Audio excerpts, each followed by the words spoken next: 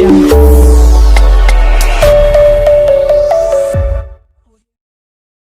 Hello all of you, आज हम लोग एक्सरसाइज 6.2 एनसीईआरटी के कंसेप्ट के बारे में जानेंगे। ये एक्सरसाइज आपका इंक्रीजिंग एंड डिक्रीजिंग फंक्शन है।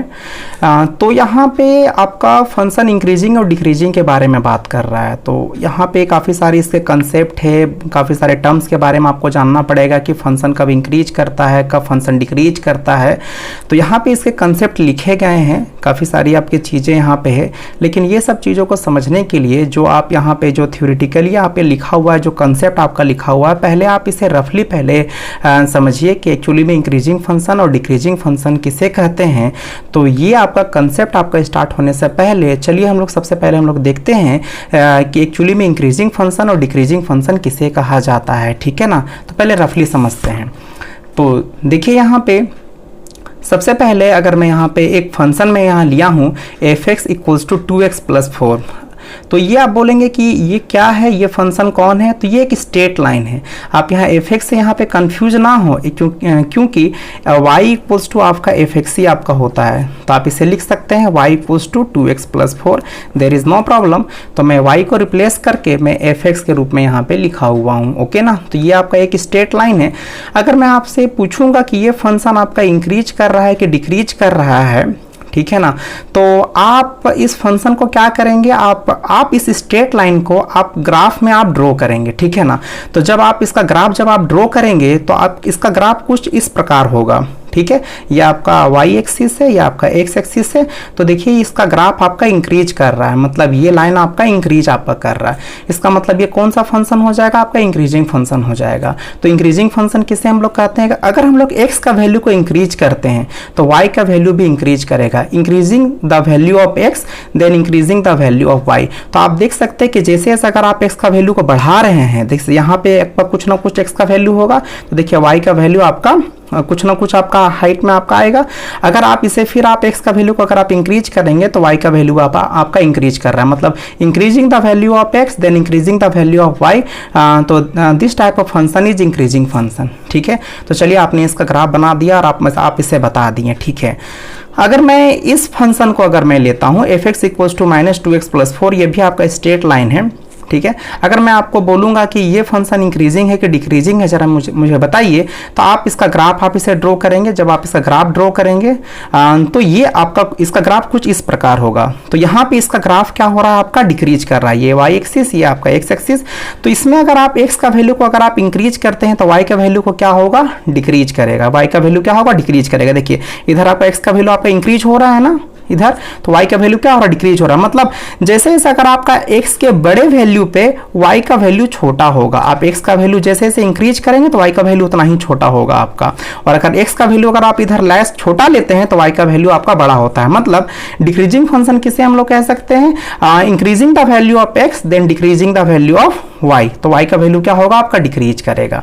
तो ठीक है, आप यहाँ पे जो भी फंक्शन दिया हुआ है आप उसका ग्राफ ड्रॉ कर रहे हैं, उसके थ्रू आप बोल रहे हैं। ठीक है ना, तो क्या कोई ऐसा आपका तरीका है जिसके थ्रू हम लोग कह सकते हैं कि ये लाइन इंक्रीज कर रहा है कि डिक्रीज कर रहा है, क्योंकि फिलहाल के लिए तो हम लोग अभी लाइन के बारे में बात कर रहे हैं। तो आप इसको बता सकते हैं कि ये लाइन इंक्रीज कर रहा है और ये लाइन डिक्रीज कर रहा है, किसके हेल्प से।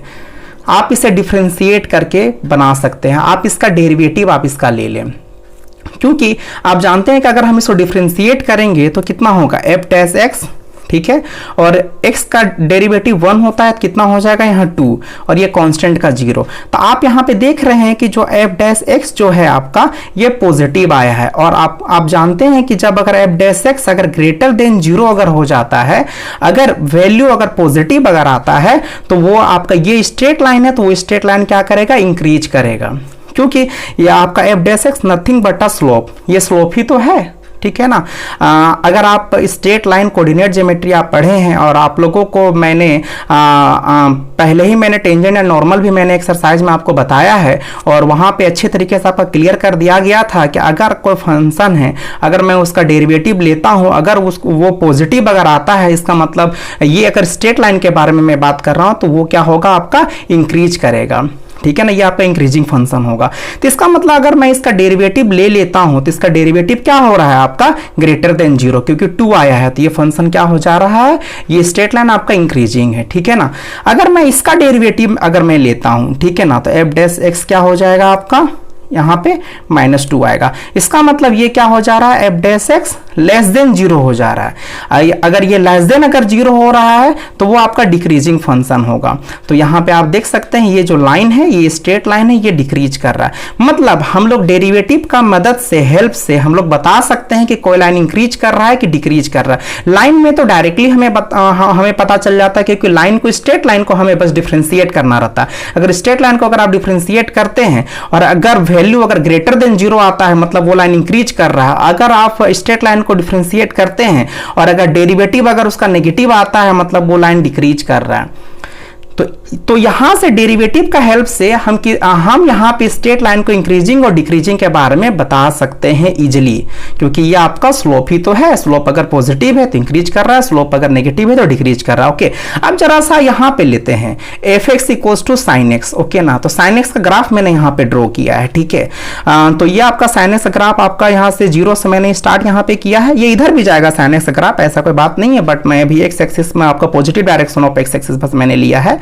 ठीक है ना, तो यहां पे ये ग्राफ मैंने इसका आपका ड्रॉ किया है sin x का। अगर मैं आपसे पूछूंगा कि sin x का जो आपका जो sin x है ये आपका कहां पे आपका इंक्रीज कर रहा है और किस इंटरवल में ये आपका डिक्रीज कर रहा है, ठीक है ना, तो आप अगर यहां पे देखेंगे तो 0 से लेकर के π/2, ठीक है ना, यहां पे मैं बात कर रहा हूं π/2, ये पोर्शन। तो इस पोर्शन में आप देख सकते हैं कि ये जो आपका ग्राफ है sin x का, ये इंक्रीज कर रहा है। मतलब जैसे जैसे अगर आप x का वैल्यू को इंक्रीज करते हैं तो देखिए हाइट आपका ज्यादा आ रहा है, मतलब y एक्सिस, मतलब y एक्सिस भी आपका क्या हो रहा है, आपका बड़ा हो रहा है। x के वैल्यू का इंक्रीज होने पे y का वैल्यू भी इंक्रीज हो रहा है। फिर जैसे आपका π/2 आपका क्रॉस करता है तो जैसे जैसे आप x का वैल्यू इंक्रीज कर रहे हैं तो y का वैल्यू आप देख सकते हैं डिक्रीज करने लगा। इसका मतलब ये किसी इंटरवल में, यहां पे आप इंटरवल की बात आ जाएगी। इंटरवल मतलब यहां पे आपका देखिए 0 से लेकर के π/2 से लेकर के π, फिर इसी तरीके से π से लेकर के 3π/2। इसका मतलब ये किसी इंटरवल में फंक्शन आपका जो sin x है वो इंक्रीज कर रहा है और किसी इंटरवल में डिक्रीज हो रहा है। तो आप यहां पे डायरेक्टली नहीं बता सकते हैं कि sin x एक इंक्रीजिंग फंक्शन है कि डिक्रीजिंग फंक्शन है। आप वहां पे आप उसे डायरेक्टली हमसे पूछेंगे कि सर आप इंटरवल बताइए कि आप किस इंटरवल में आप sin x का पूछ रहे हैं कि वो इंक्रीज फंक्शन है, इंक्रीजिंग फंक्शन है कि डिक्रीजिंग फंक्शन है। तो यहां पे अगर आप बोलेंगे 0 से लेकर के π/2, तो 0 से लेकर के π/2 में ये क्या हो रहा है, इंक्रीज हो रहा है। मतलब 0 से लेकर के π/2 में ये क्या हो रहा है, इंक्रीज आपका कर रहा है, इंक्रीज। और यहां पे π/2 से लेकर के π के बीच में क्या हो रहा है, आपका π/2 से लेकर के π के बीच में क्या हो रहा है, आपका डिक्रीज आपका कर रहा है, ठीक है ना, आपका डिक्रीज कर रहा है। तो इसका मतलब 0 से लेकर के π/2 में इंक्रीज, फिर डिक्रीज, फिर यहां से अगर आप इसे अगर और भी आगे बढ़ाएंगे तो π/2 से लेकर के 3π/2 के बीच में भी ये पूरी तरीके से देखिए आपका डिक्रीज किया है। तो एक्चुअली में मैं अगर बोलूंगा तो π/2 से लेकर के 3π/2 भी मैं कह सकता हूं कि आपका डिक्रीजिंग फंक्शन है। अब अगर इसके बाद 0 से लेकर के पाई के बीच में अगर मेरे से अगर कोई पूछता है कि बताइए 0 से लेकर के पाई के बीच में, 0 से लेकर के पाई के बीच में जो sin x का जो ग्राफ है वो इंक्रीज कर रहा है कि डिक्रीज कर रहा है, तो मैं बोलूंगा आपका नाइदर इंक्रीजिंग नॉर डिक्रीजिंग। इन किसके बीच में, 0 से लेकर के पाई के बीच में। क्योंकि यहां एक्चुअली में आप यहां समझिए नाइदर इंक्रीजिंग और नॉट डिक्रीजिंग का मतलब जरा सा समझिए। जैसे अगर यहां पे इंटरवल मैंने बोला है 0 से लेकर के पाई के बीच में मैंने बोला है, ठीक है ना, तो 0 से लेकर के पाई के बीच में हम बोल रहे हैं कि फंक्शन इंक्रीज कर रहा है कि डिक्रीज कर रहा है, तो ये 0 से लेकर के पाई के बीच में या तो इसे पूरी तरीके से इसे इंक्रीज ही करना चाहिए था या तो इसे पूरी तरीके से डिक्रीज ही करना चाहिए था। यह हाफ इंटरवल में इंक्रीज कर रहा है, फिर हाफ इंटरवल में ये डिक्रीज कर रहा है। इसका मतलब ये 0 से लेकर के पाई के बीच में ना तो पूरी तरीके से इंक्रीज किया और ना तो पूरी तरीके से ये डिक्रीज किया। तो 0 से लेकर के पाई के बीच में हम लोग डायरेक्टली हम लोग बोलेंगे नाइदर इंक्रीजिंग और नॉट डिक्रीजिंग। मतलब यहां से मोटा मोटी बात समझ लीजिए, एक ये शब्द समझ लीजिए, एक नाइदर इंक्रीजिंग और नॉट डिक्रीजिंग क्या होता है कि जब अगर किसी इंटरवल में अगर कोई फंक्शन इंक्रीज भी होता है और साथ ही साथ डिक्रीज भी अगर हो जाता है तो उस केस में हम लोग लिखते हैं फंक्शन नाइदर इंक्रीजिंग और नॉट डिक्रीजिंग। ओके, ठीक है। अगर ये मेरे से बस 0 से लेकर के पाई बाय 2 पूछता तो मैं कह देता कि इंक्रीज कर रहा है, और पाई बाय 2 से लेकर के पाई के बीच में पूछता तो मैं कह देता डिक्रीज कर रहा है, या तो फिर पाई बाय 2 से लेकर के 3 पाई बाय 2 मेरे से पूछता तो मैं कह देता कि ये डिक्रीज कर रहा है, या तो फिर ये मेरे से 0 से लेकर के 2 पाई के बीच में अगर कहता कि फंक्शन इंक्रीज कर रहा है कि डिक्रीज कर रहा है, तो इसमें भी मैं कहता नाइदर इंक्रीजिंग नॉट डिक्रीजिंग, 0 से लेकर के 2 पाई, क्योंकि इसमें हाफ इंटरवल फिर यहां पे इंक्रीज डिक्रीज और फिर यहां पे इंक्रीज कर रहा है, तो इसका मतलब इसमें भी 0 से लेकर के 2 पाई के बीच में नाइदर इंक्रीजिंग नॉट डिक्रीजिंग आपका हो जाता। ओके ना। अब चलिए यहां तक तो बात ठीक है, मोटा मोटी बात हम लोग समझ लिए, क्योंकि यहां पे sin x ग्राफ आप ड्रॉ कर लिए, लाइन का आप ग्राफ ड्रॉ कर लिए और आप बता दिए, और कुछ आप डेरिवेटिव्स का रूल आप सीखे कि डेरिवेटिव्स की मदद से बताया जा सकता है कि लाइन आपका इंक्रीज कर रहा है कि डिक्रीज कर रहा है। उसी तरीके से हम लोग फंक्शन को भी बता सकते हैं, sin x को भी हम लोग डेरिवेटिव लेकर के बता सकते हैं, लेकिन हम लोग सीखेंगे आपका नेक्स्ट वीडियो में हम लोग सीखेंगे कि इसका डेरिवेटिव लेकर के sin x का हम लोग कैसे हम लोग डील करेंगे कि किस इंटरवल में इंक्रीज कर रहा है और किस इंटरवल में डिक्रीज कर रहा है। अब बात करते हैं इस फंक्शन के बारे में, जैसे fx इक्वल टू यहां फंक्शन लिखा हुआ है x के पावर में q minus 6x square plus 9x plus 15। अगर मैं आपको बोलूंगा कि ये फंक्शन इंक्रीजिंग फंक्शन है कि डिक्रीजिंग फंक्शन है, हाँ यहाँ पे किसी इंटरवल में इंक्रीज कर रहा होगा डिक्रीज कर रहा होगा, यहाँ पे इंटरवल आएंगे, लेकिन फिर भी अब यहाँ पे अब इस फंक्शन को आपको बताने के लिए आपको इसका ग्राफ ड्रॉ करना पड़ेगा। क्या आप हर एक फंक्शन का ग्राफ को आप ड्रॉ कर सकते हैं? चलिए ये आपका लाइन था तो आपने इसे ड्रॉ कर दिया, ये लाइन था आपने इसे ड्रॉ कर दिया, और आप देख के भी यहाँ बता सकते हैं कि ये इंक्रीजिंग फंक्शन है और ये डिक्रीजिंग फंक्शन है, और sin x का ग्राफ हम लोगों को पता रहता है। लेकिन काफी सारे फंक्शंस ऐसे होते हैं जिसका ग्राफ हम लोग ड्रॉ इजिली नहीं कर सकते हैं, ठीक है ना। तो उसको फिर हम लोग कैसे बताएंगे कि ये फंक्शन किस इंटरवल में इंक्रीज कर रहा है? देखिए इंटरवल में इसके विषय में बात कर रहा हूं, ठीक है ना, कि किसी इंटरवल में इंक्रीज करता है डिक्रीज करता है, तो ये भी किसी न किसी इंटरवल में इंक्रीज कर रहा होगा डिक्रीज कर रहा होगा। तो वही मैं आपसे जानना चाहता हूं कि बतलाइए कि यहां पे एक फंक्शन किस इंटरवल में इंक्रीज कर रहा है डिक्रीज कर रहा है, तो इसे बताना ग्राफ के थ्रू इम्पॉसिबल है, इसलिए आप इसे बता नहीं सकते हैं। तो हम लोग किसका हेल्प लेंगे? डेरिवेटिव्स का हेल्प लेंगे। अब डेरिवेटिव्स का हेल्प में हमें सीखना पड़ेगा रूल स्टेप्स कि कैसे इस फंक्शन का इंक्रीजिंग और डिक्रीजिंग हम लोग फाइंड आउट करेंगे। तो इस टाइप के क्वेश्चंस को हम लोग डेरिवेटिव्स का मदद से बनाएंगे, मतलब आपका जो डिफरेंशिएशन हम लोग करेंगे तो उसके हेल्प से बनाएंगे। जैसे इस आप एग्जाम्पल में आप ये भी फंक्शन आप ले सकते हैं f(x = x square minus x का होल स्क्वायर। ये भी फंक्शन को अगर मैं पूछूंगा कि किस इंटरवल में इंक्रीज कर रहा है डिक्रीज कर रहा है, तो यहां भी आप नहीं बता सकते हैं, ठीक है ना, क्योंकि इस फंक्शन को आपको ग्राफ ड्रॉ करना पड़ेगा, और ग्राफ ड्रॉ करना काफी मुश्किल होता है इस टाइप के फंक्शन को, ठीक है ना। अब यहाँ पे कुछ और भी बातें करते हैं, कुछ पॉइंट की बातें यहाँ पे, जैसे नोट में मैंने यहाँ पे ये sin x का ग्राफ है आपका, ठीक है ना, तो मतलब मैंने एग्जांपल में बस यहाँ पे लिया है। जैसे यहाँ पे अगर आप देखेंगे तो यहाँ पे एक पॉइंट मैंने लिया है,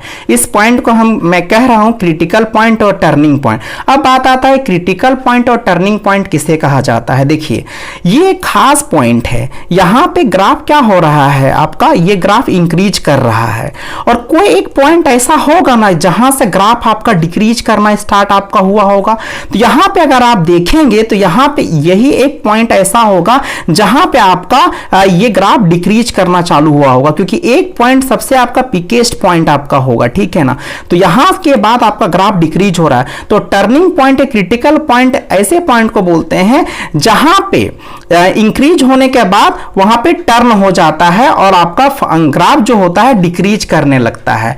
तो उस पॉइंट को हम लोग कहते हैं आपका क्रिटिकल पॉइंट या टर्निंग पॉइंट कहते हैं। तो यहां पे इंक्रीज होकर के और यही पॉइंट आपका टर्न हुआ होगा, डिक्रीज होने लगा होगा। अब यहां पे अभी आप एक पॉइंट आपका होगा, ठीक है ना, जहां पे आपका क्रिटिकल पॉइंट होगा, मतलब यहां पे डिक्रीज हो रहा है फंक्शन और फिर आपका ये इंक्रीज होने लगा। अगर ये sin x का ग्राफ है जैसे मैंने लिया ही है, तो यहां पे 0 और यहां पे आपका π/2 होगा और यहां पे पाई होगा और यहां पे 3π/2 होगा इस पॉइंट में और यहां पे 2π होगा। तो ये π/2 को मैं कह सकता हूं कि ये क्रिटिकल पॉइंट है, क्योंकि ये आपका π/2 से वैल्यू आपका चेंज हुआ, मतलब ये आपका इंक्रीज कर रहा था और अचानक से ये डिक्रीज करने लगा इस पॉइंट के बाद। फिर 3π/2 में ये डिक्रीज कर रहा था, फिर इसके बाद आपका इंक्रीज करने लगा।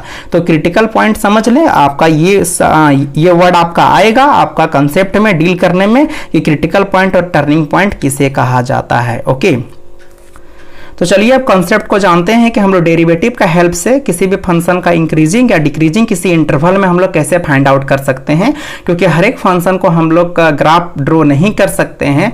और ये आपका जो इंक्रीजिंग या डिक्रीजिंग फंक्शन है ये आपका एप्लीकेशन ऑफ डेरिवेटिव से मतलब यूज ऑफ आपका डिफरेंशिएशन।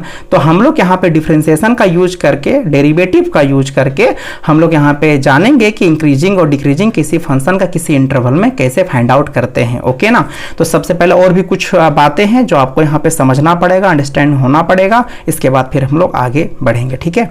तो सबसे पहले यहाँ पे बात आती है इंक्रीजिंग फंक्शन। तो यहाँ पे जरा सा जानिए कि देखिए यहाँ पे क्या है, let F X be a real value function defined on A और B is said to be.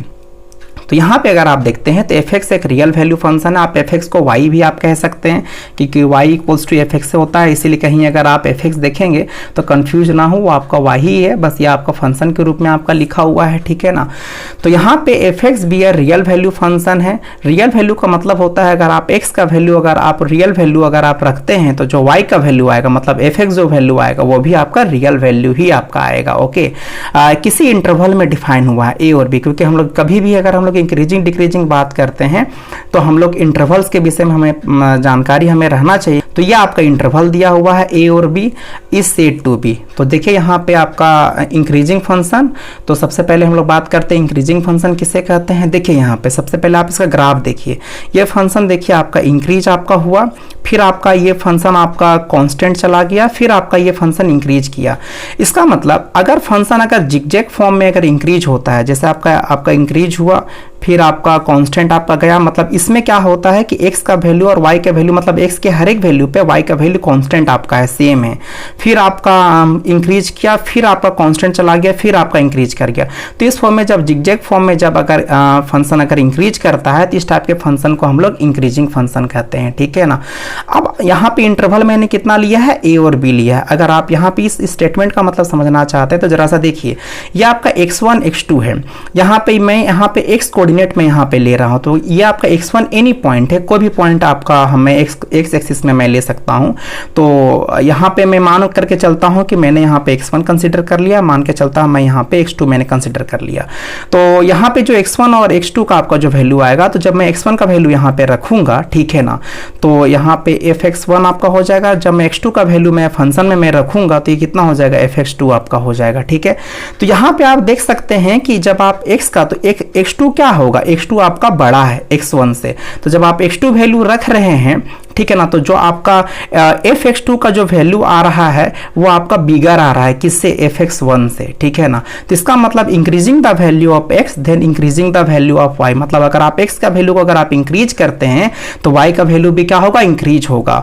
तो इस टाइप के फंक्शन को हम लोग क्या बोलेंगे, इंक्रीजिंग फंक्शन। लेकिन कभी कभी केस में जो आप x का वैल्यू जब आप रखते हैं और x2 का जो भी वैल्यू, मतलब किसी वैल्यू में x के वैल्यू में y का वैल्यू आपका कांस्टेंट हो जाएगा। ठीक है ना, मतलब सेम आपका आएगा। तो इस टाइप के फंक्शन को हम लोग क्या कहते हैं, इंक्रीजिंग फंक्शन। तो देखिए यहाँ पे केस क्या है, तो अगर मैं इसे डेरिवेटिव के हेल्प से मैं अगर इसे बनाऊं, क्योंकि हम लोग इसी का यूज हम लोग करेंगे, तो आपको साबित क्या करना पड़ेगा कि f dash x greater than equals to 0, यहाँ पे इक्वल्स टू का भी साइन आपका होगा 0 में। अगर आप प्रूफ कर देते हैं कि वो function f dash x greater than equals to 0 है, तो आप उस फंक्शन को कह सकते हैं कि वो फंक्शन इंक्रीजिंग फंक्शन है। और हमारा काम यही है, प्रूफ करना कि f dash x greater then 0 आपका हो रहा है। ओके। अगर आप बात करते हैं डिक्रीजिंग फंक्शन का, तो यहाँ देखिए फंक्शन आपका x का वैल्यू को मैं जैसे जैसे मैं इंक्रीज कर रहा हूँ तो y का वैल्यू देखिए डिक्रीज हो रहा है। ओके। तो यहाँ पे increasing the value of x then decreasing the value of y। लेकिन कभी कभी आपका क्या होगा कि आपका वैल्यू आपका इक्वल आपका हो जाएगा। तो आप यहाँ पे देख सकते हैं x1 तो आपका छोटा वैल्यू होगा, जैसे मान के चलता हूँ मैं यहाँ x1 है और यहाँ पे आपका x2 है। तो x1 आपका छोटा वैल्यू है, तो x के आपके छोटे वैल्यू पे जो y का वैल्यू आएगा वो बड़ा आएगा। और जैसे आप x का वैल्यू आप बड़ा करते हैं, जैसे x का वैल्यू आप देख सकते हैं, आपने बिगर लिए x2, मैंने यहाँ पे बिगर माना है, यहाँ से भी आप देख सकते हैं x1 लेस देन x2।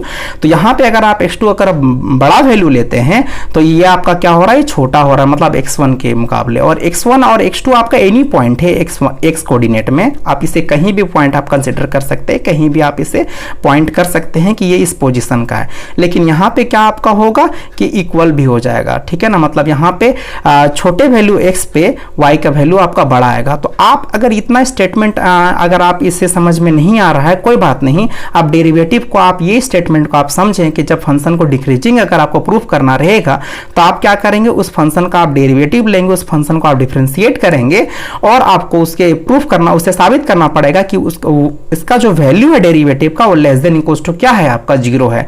अगर आप इसे प्रूफ कर देते हैं लेस देन इक्वल टू 0 तो वो आपका डिक्रीजिंग फंक्शन होगा। ठीक है, अब बात आता है स्ट्रिक्टली इंक्रीजिंग फंक्शन में कि आपका स्ट्रिक्टली इंक्रीजिंग क्या है।